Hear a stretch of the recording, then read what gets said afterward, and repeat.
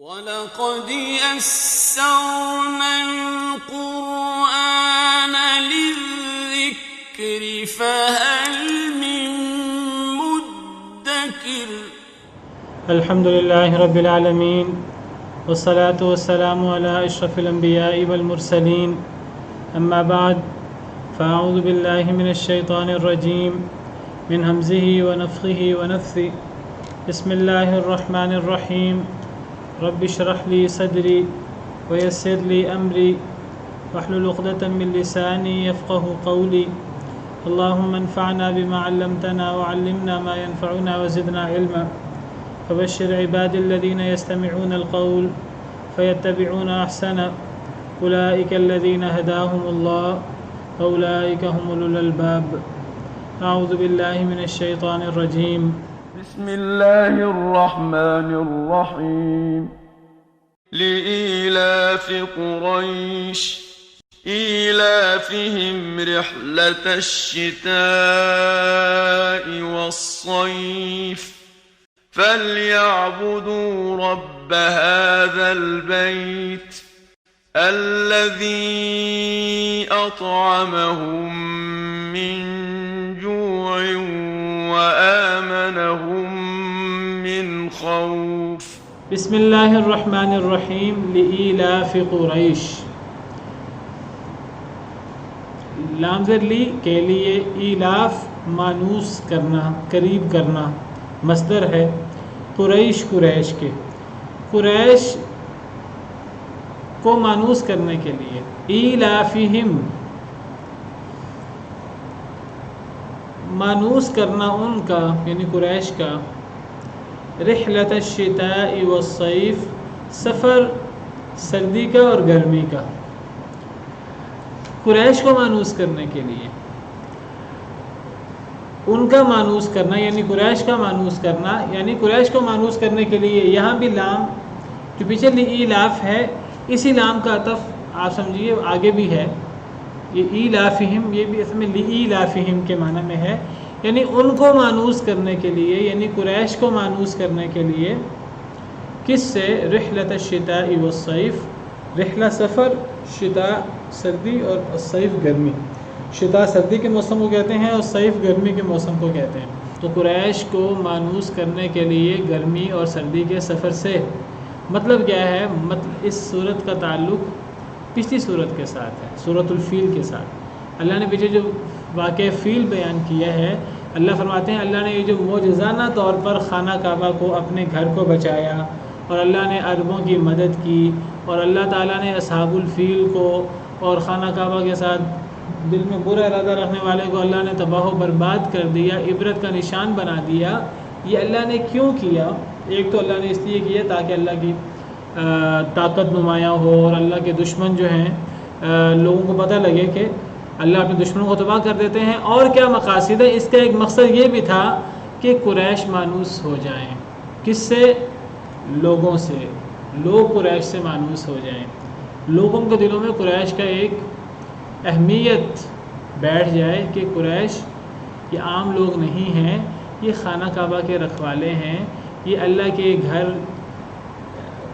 کی خدمت کرنے والے حجاج کی خدمت کرنے والے اور یہ جو اللہ کے گھر میں حاجی اور معتمرین آتے ہیں یہ ان کو پانی پلانے والے لوگ ہیں یہ خانہ کعبہ کے رکھوالے ہیں یہ لوگ تو اس واقعے سے خانہ کعبہ کا مقام واضح ہوا اللہ نے کس طرح خانہ کعبہ کو ٹیڑھی نظر سے دیکھنے والوں کو نیست و نابود کیا اس واقعے سے قریش کا ایک مقام عربوں کی نظر میں نمایاں ہوا تو قریش کو مانوس کرنے کے لیے عربوں سے عربوں کیا قریش کا مقام مزید بڑھ گیا پہلے بھی تھا مزید بڑھ گیا کہ قریش کو چھیڑا نہ جائے قریش کو تنگ نہ کیا جائے ایلافہم قریش کا مانوس کرنا رحلت الشتاء والصیف سردی اور گرمی کے سفر میں قریش کو سفر کرنے پڑتے تھے قریش کی گزر بسر کوئی زراعت پر نہیں تھی کوئی کھیتی باڑی پر نہیں تھی کوئی ایسی چیز نہیں تھی کہ جو مکہ میں رہتے رہتے جو ہے وہ اپنے گزر بسر کرتے ان کی گزران وہ تجارت پر تھی کیونکہ قریش مکہ میں رہتے تھے اور مکہ مکرمہ کی زمین پتھریلی زمین ہے وہاں کچھ اگتا نہیں ہے اور اس دور میں یا زراعت ہوتی تھی یا پھر تجارت امپورٹ ایکسپورٹ ہوتا تھا اور امپورٹ ایکسپورٹ ایسے نہیں ہوتا تھا کوئی بندہ یہاں بیٹھے بیٹھے کوئی چیز امپورٹ کر لے، باقاعدہ جانا پڑتا تھا اور وہ جا کر یہاں کی چیزیں دوسرے ملکوں میں اور دوسرے ملکوں کی چیزیں لا کر یہاں بیچ کر منافع کمایا جاتا تھا. تو تجارت تو مکہ مکرمہ کے لوگوں کا زیادہ گزر بسر تجارت پر تھی. تو وہ سردیوں کے سفر میں وہ یمن جایا کرتے تھے. یمن جو ایک گرم علاقہ تھا، اور گرمیوں کے موسم میں وہ شام جایا کرتے تھے جو سرد علاقہ تھا. تو یہ ان کے مشہور تجارتی سفر ہوتے تھے. تو گرمیوں میں شام کا سفر اور سردیوں میں یمن کا سفر. یمن گرم ہوتا تھا. تو اللہ رب العالمین نے اس واقعے کے ذریعے قریش کا مقام بلند کر دیا اور قریش کو مانوس کر دیا عربوں کے. اب عرب لوگوں کے ہاں قریش کا ایک خاص مقام ہو گیا. عرب لوگ قریش کو تنگ کرتے ہوئے ڈرتے تھے، قریش سے پنگا لیتے ہوئے ڈرتے تھے کہ جی یہ نہ ہو کہ اللہ کا عذاب ہو جائے، جس طرح اللہ نے ابرہہ کے ساتھ کیا، اصحاب الفیل والوں کے ساتھ کیا. یہ اب لوگ سفر کرتے تھے یمن کا. تو اب باقی کسی قبیلے کو ضرورت نہیں تھی کہ وہ اس طرح گزر جائے بغیر حفاظت کے، بغیر حفاظتی سامان کے. قریش کا خاص معاملہ تھا. اب قریش سفر کرتے تو قریش کو جلدی کوئی ہاتھ نہیں ڈالتا تھا. گرمیوں کا سفر ہو یا سردیوں کا سفر ہو، وہ یمن کا سفر ہو یا وہ شام کا سفر ہو، ان کا ایک مقام پورے عربوں کے اندر پہلے بھی تھا، اس واقعے سے مزید بڑھ گیا. تو قریش کو گرمی اور سردی کے سفر میں مانوس کرنے کے لیے لوگوں سے اور لوگوں کے ذہنوں میں ان کا مقام بڑھانے کے لیے ان کے سفر میں کوئی ان کو تنگ نہیں کرتا تھا.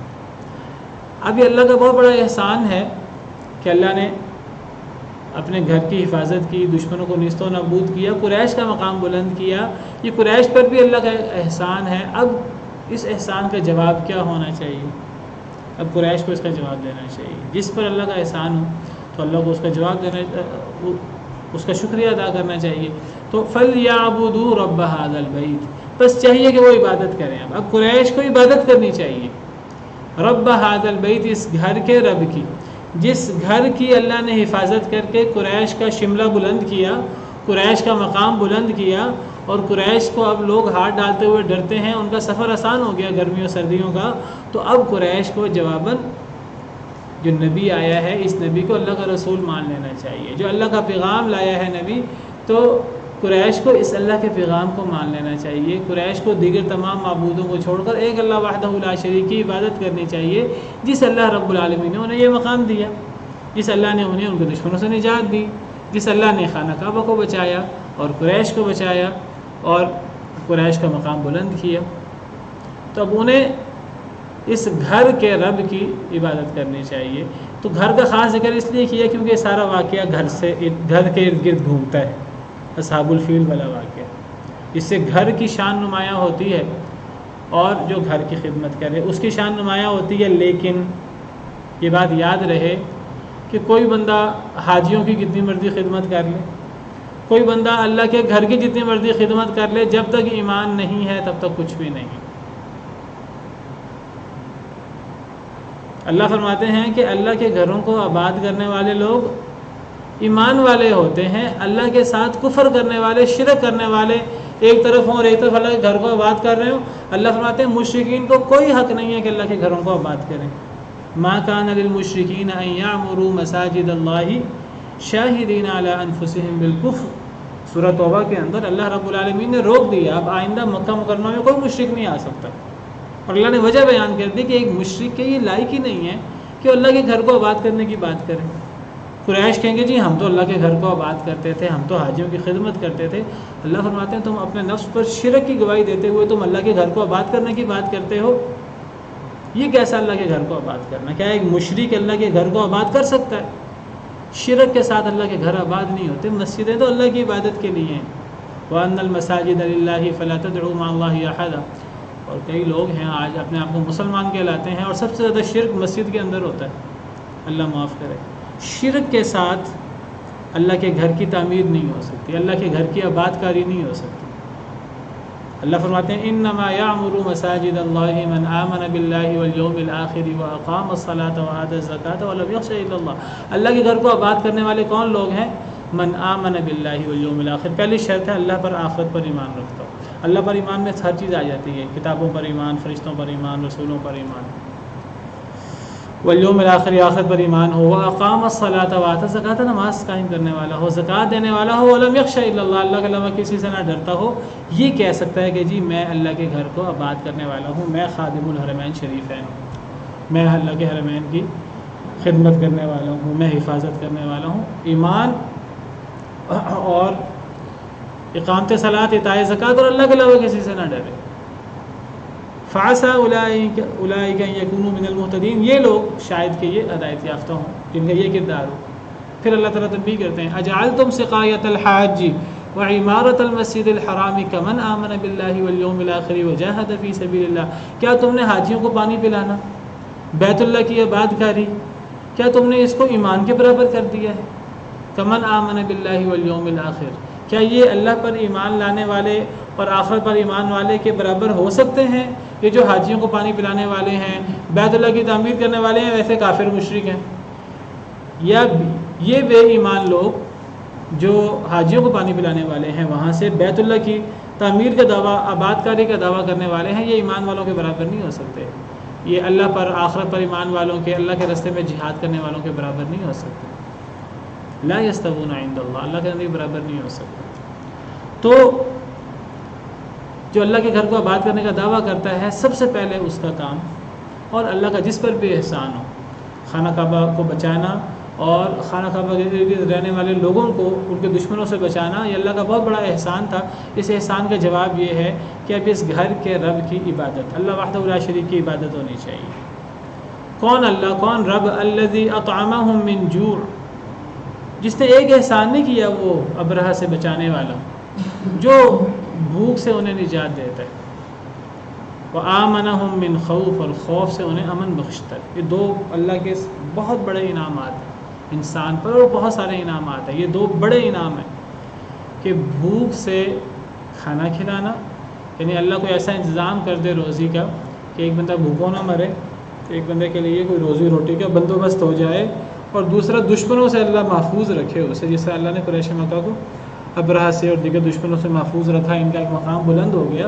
جس اللہ نے اتنے بڑے احسان کیے اور ان کو روزی روٹی دی، اور جس ایسی جگہ پر جہاں پھل نہیں ہوتے، جہاں چرند پرند کچھ بھی نہیں ہوتا، پانی نہیں ہوتا، ایسی جگہ پر اللہ نے ان کو پھلوں کا رزق دیا، اور وہ رزق دیا جو اللہ نے باقی جگہوں پر نہیں دیا۔ اللہ نے ان کو بھوک سے کھانا کھلایا، اور اللہ نے ان کو امن سے، خوف سے امن بخشا۔